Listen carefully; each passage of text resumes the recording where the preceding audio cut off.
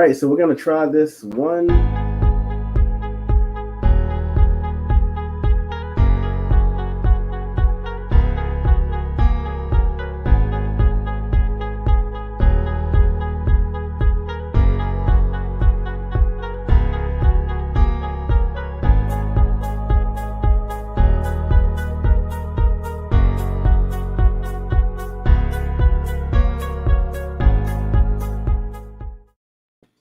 All right, so we're going to try this one more time. I won't talk about what maybe happened before and why it happened. I don't know, but I started talking about certain things and my internet went out at my place of business, by the way.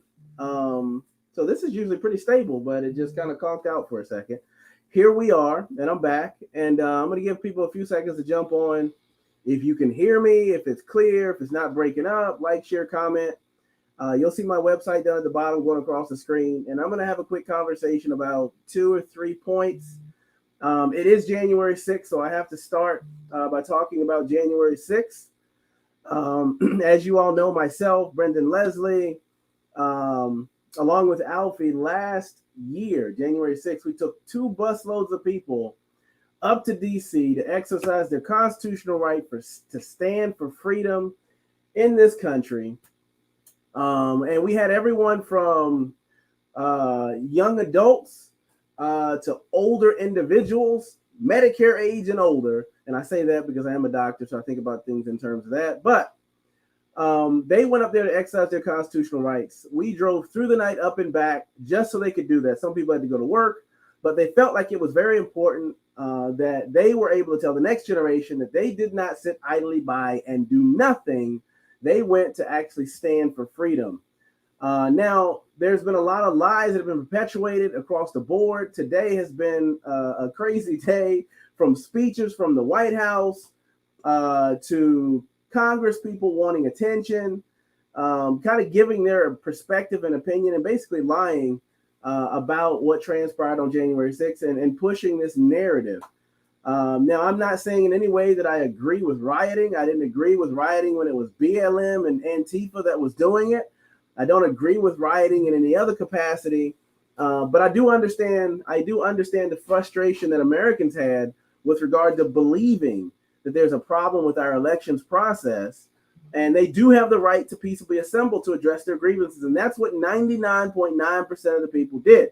So before I get started on that, I'm going to actually go back, because we went through this whole scenario, and now 1 year later, most of the narrative that was spewed in the very beginning has been debunked. The majority of it has been debunked.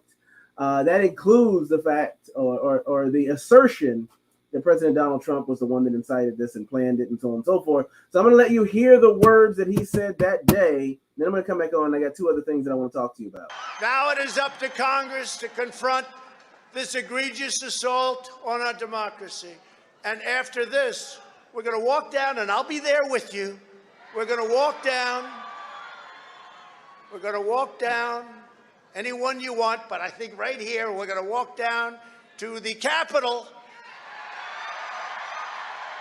and we're going to cheer on our brave senators and congressmen and women. And we're probably not going to be cheering so much for some of them,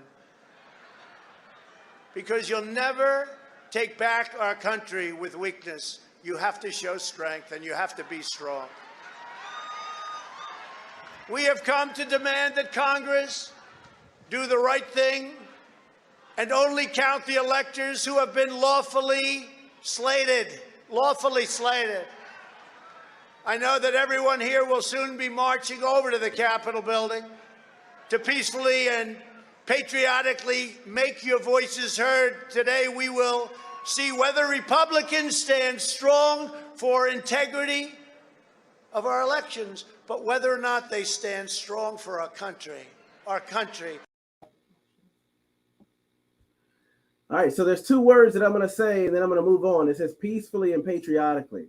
You know, all it took in the very beginning for Democrats and Republicans alike was to actually stop looking at snippets from the media and actually look at what was said. I was there, by the way. And you would know what the intent of President Donald Trump was that day. So anyway, I want to come on real quick and I want to share that because it is January 6th and I was reminiscent of that day today.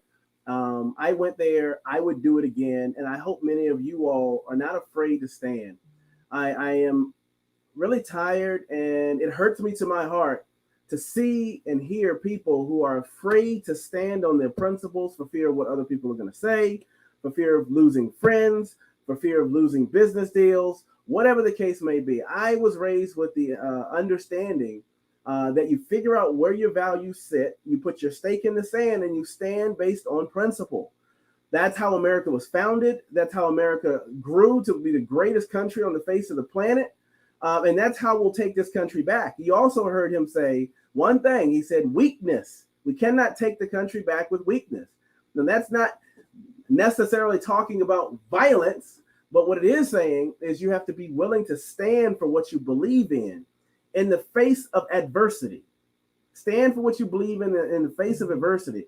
I believe the true character of someone is not measured in times, and you'll recognize this quote. It's not measured in terms of how they respond during times of peace, during times of when things are smooth. But actually, you really see the merit of someone's character when they're challenged, when they're forced to make a decision that's uncomfortable, that's not popular, that puts themselves and the people around them at risk. Then you really figure out what people truly believe. And I think we're existing in a time period like that. Now, a lot of you all have also wanted me to comment. So before I go there, I had someone send me an email and they were talking about this. And they said that I misrepresent January 6th. Now, the thing that I look at that and I say, how in the world can you tell me that I misrepresent January 6th? Number one, I'm going to ask you, were you there? Number one. Number two, how can you say that to me and not preach that to the media? Almost every narrative point that they put out in the very beginning through the first couple months has been debunked. They didn't want to evaluate it or vet it or find out what the truth was. They were interested in pushing a narrative. Now, if you say that I misrepresented it, what in the world do you say about mainstream media? And keep in mind that I was there. What am I misrepresenting? 99.9% of the people who were in DC went there to patriotically and peacefully make their voices heard. They exercised their constitutional right. 99.9% of the people who were there weren't inside the Capitol. And I'm not making excuses for the people who did go inside the Capitol. I'm not making excuses for the people who did riot, no matter what side they're on. What I am saying is you cannot let that overshadow the other 99% of people who were there. You cannot in any way compare this to Pearl Harbor or some of these other major events that resulted in catastrophic numbers of death. Right now, there's one person who died as a result of this riot, and that person was on the side that the narrative is against. Ashley Babbitt. That's the person who lost their life, who died that day. Independent of whether you all agree with that being egregious and wrong, or you think it was right, it doesn't matter. One person died and it was that person. You cannot compare that to Pearl Harbor or any other, or 9/11 or anything. That is a narrative, mainstream media, radicalist talking point. That's all it is. So if you look at the facts, you cannot say that I'm misrepresenting it. What you have to acknowledge is that it has been misrepresented, and even now it is being misrepresented. We have a January 6th commission. Are they really interested in truth and really finding out what happened, who's behind it? Or are they interested in merely abusing power to further chase a narrative, to silence an opposing viewpoint or an opposing side? Because that's what I believe is happening at this particular point. There's questions going in one direction and one direction only. The difficult questions that challenge all parties involved are not being asked because I think they believe or understand that the general public will see right through it. Now, this is a perfect time right now to say, as I begin talking more, I want to let you know that I am also on other social media platforms. In particular, the top three that I have, because I think they mirror some other ones that exist: Facebook, Cloud Hub; Instagram, Choice Social; Twitter, Getter. And that's right up until the social media platform comes out that we're all waiting for around the end of March. So just keep in mind, you can always find me there. If you don't see me here, I get silenced and throttled and all kinds of stuff all the time. But I'm going to keep speaking. All right. I encourage all of you all to go to my website, fill out a contact form, Put your email address in, because that's the easiest way at this point to make sure that we're able to communicate. All right. So if I go down here, I'll send you an email. You'll be able to hear what my opinions are about the things that have happened. And if you want to hear what my opinions are, feel free to send me a message. I'll do a video on what my opinions are, because it's not a secret. I think it's important for you to understand who I am. It's also important for you to understand how I think. It's also important for you to understand my value set and my value systems and how I'll apply it in a common sense way. So anyway, all that to say, I did it. I went. I would go back. I hope you'll do the same. I hope in my actions that it will encourage other people to find the fortitude to stand on what they believe in, independent of what you believe the outcome will be. Because sometimes you have to separate yourself from the outcome, from the end result, and focus on the journey. I like to focus on the journey because that's what develops someone's character. And I'm interested in character development. Even in myself, I'm interested in character development. So anyway, so the other thing I'll talk about is one of the things that he said was, you want to see or give Republicans the opportunity to see if they're willing to stand for this country. Now, I'm going to talk about that even outside of what happened with the election. I think it is not too much to ask for transparency in an election. Hillary Clinton thought the election was stolen from her. Stacey Abrams still thinks the election in Georgia was stolen from her. You don't hear people saying that they're crazy or loony because they think these things happened. What all parties should be interested in at this particular point is transparency, is fixing our elections to make sure that the American people not only believe that they are free and fair, but we know unequivocally that they are free and fair. That is not too much to ask. I don't care what side of the aisle you stand on. I will also say that at this particular point, we have people that are being denied basic fundamental rights like food and water if they don't show a vaccine pass or what do you call that thing? A passbook, a passport. So you're going to tell me we can do that in certain states, but it is racist or whatever to have a voter ID to vote, one of the most important rights that we can exercise as Americans? It makes absolutely no sense whatsoever. Also, I talk to people all the time who, and unequivocally, especially in conservative circles, people say, you know what? We need to get rid of rhinos. We need people who are willing to represent the people. We need people who are not afraid to speak up and speak out, independent of just thinking about themselves and what their personal goals are. So I was talking to someone the other day, they said they didn't like the word public servant.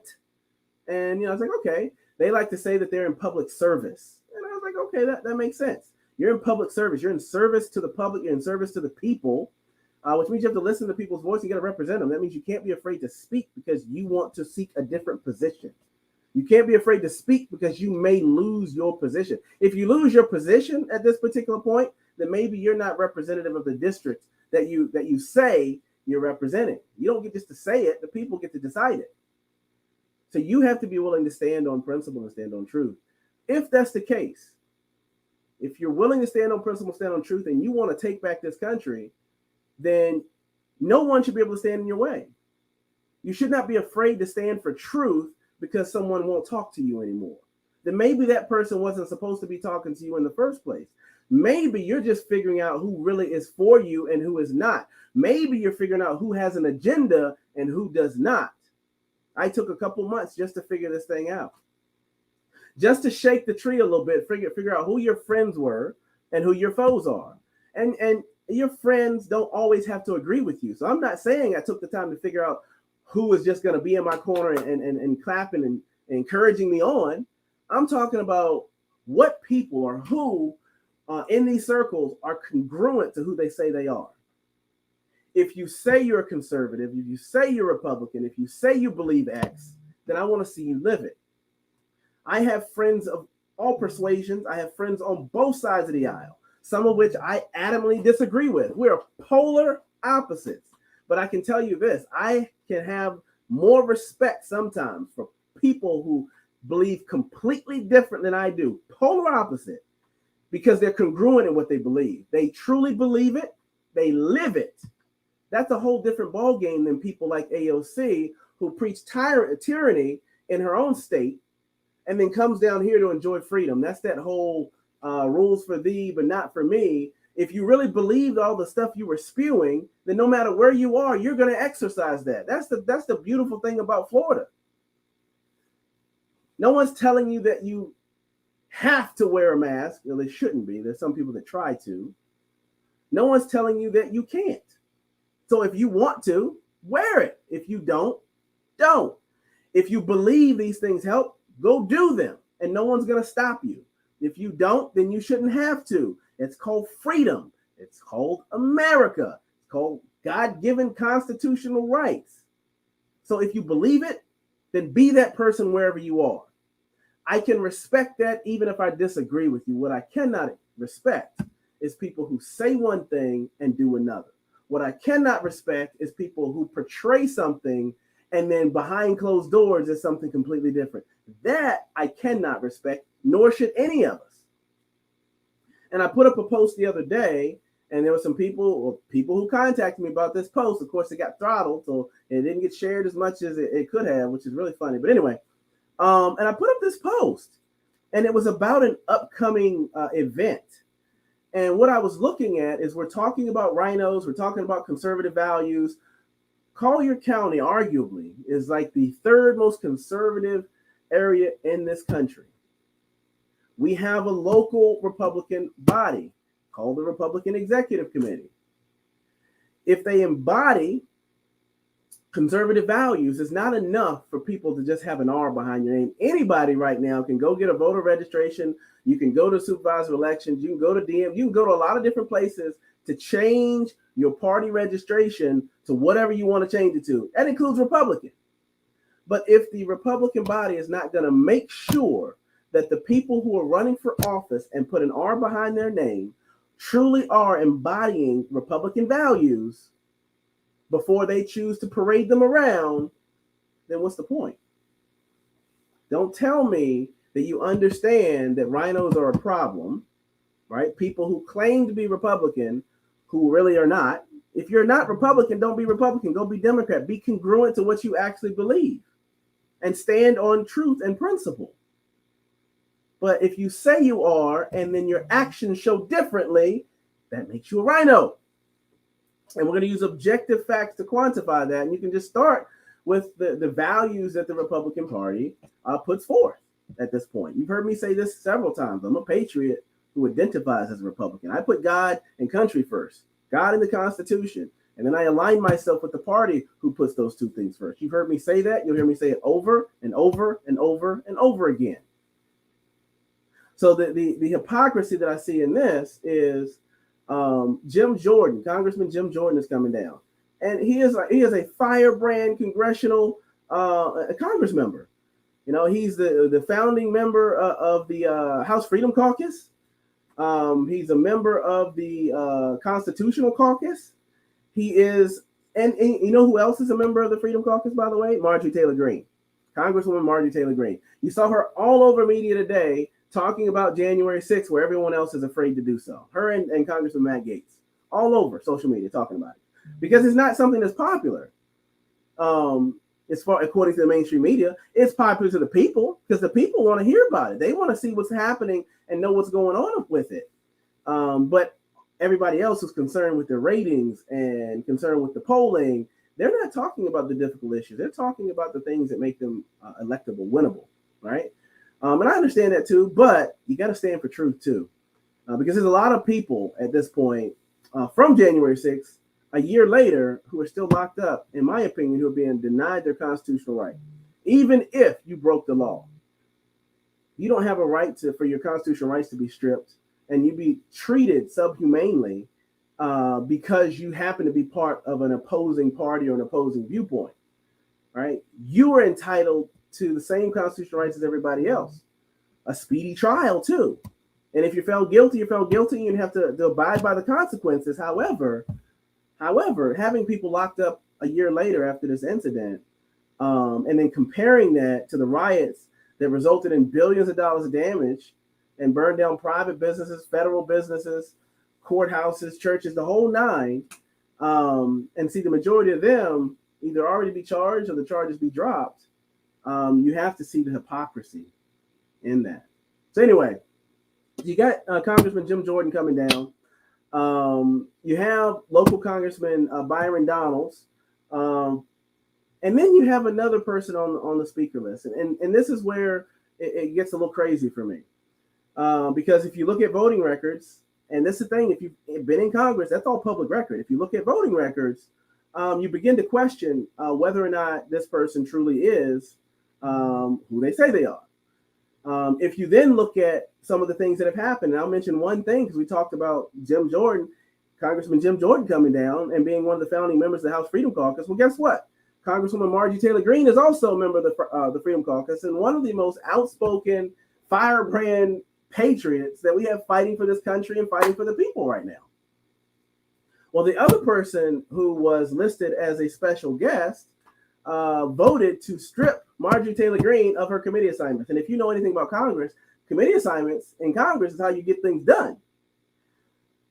So if you parade Marjorie Taylor Greene around as if she is a patriot who is fighting for this country that you support, then how do you also bolster someone who voted to strip her of her committee assignments as part of the same party?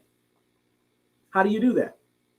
And then how do you pair that person with the founding member of the Freedom Caucus at the same time?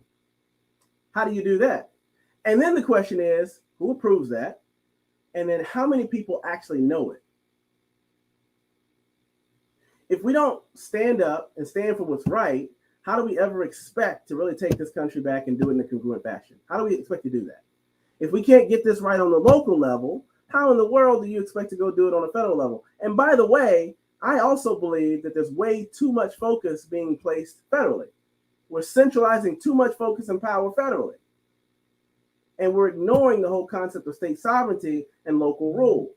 I believe more power needs to rest with the states, and people need to understand that. And instead of looking to the federal government to solve everything, we need to look to our local officials who live with us, live by us, who we can reach out and touch to fix the problems in our own communities. Band together and fix these problems and stop looking to Washington, D.C. to fix everything. That's part of the problem, is centralizing focus. And I don't care who you centralize that focus on. Focus was not meant to be centralized. There's certain enumerated powers that the federal government has been yielded from the states to the federal government. Certain powers. And I was talking to sheriff today, and I was talking about that one point about immigration. How immigration is one of the enumerated powers that the federal government is supposed to handle. The dilemma we have today, though, is when the federal government is derelict in that duty. There's a dilemma as to how the states need to respond to a duty that has been delegated to the federal government, that the federal government is choosing, and they're choosing not to adhere to, not to enforce. That's the dilemma that we have today, right? So anyway, I don't stay on too long. This was about January 6th. I'll let you see the actual video. I just reminisced a little bit today because this time last year we were on a bus ride back. The funny thing about that is I had local Republicans, without knowing anything, who said that I was a rogue Republican. Well, if a rogue Republican means that you exercise your constitutional right and you're not afraid to stand on truth and stand for this country, if that makes you a rogue Republican, I'll wear that badge any day of the week, twice on Sunday. And I'll wear it again the following week. The funny thing about this is our forefathers today, based on the current criteria, would be terrorists. They would be considered terrorists by this administration, based upon their thought process that created the best country in the world. Try that on for size. That's food for thought. Anyway, that's all I have to say today. Well, it's really not all I have to say. That's all I'm going to say because I don't want this to be too long. It's already been long enough. Like, share, comment. If there's things that you want to know what my opinions are, send me a message through social media. Send me an email. Go to the website. Put your information in. And I'll do videos on it, and I'll let you know, and I'll explain my perspective, exactly how I think and feel about it. And I think it's important for you to understand how people who look to represent you, how they think through, how they critically think through scenarios, so you understand what you'll get later. Because I know if you're like me, you're tired of being lied to. I'm tired of being lied to. I'm tired of seeing lies. We need transparency throughout this whole process.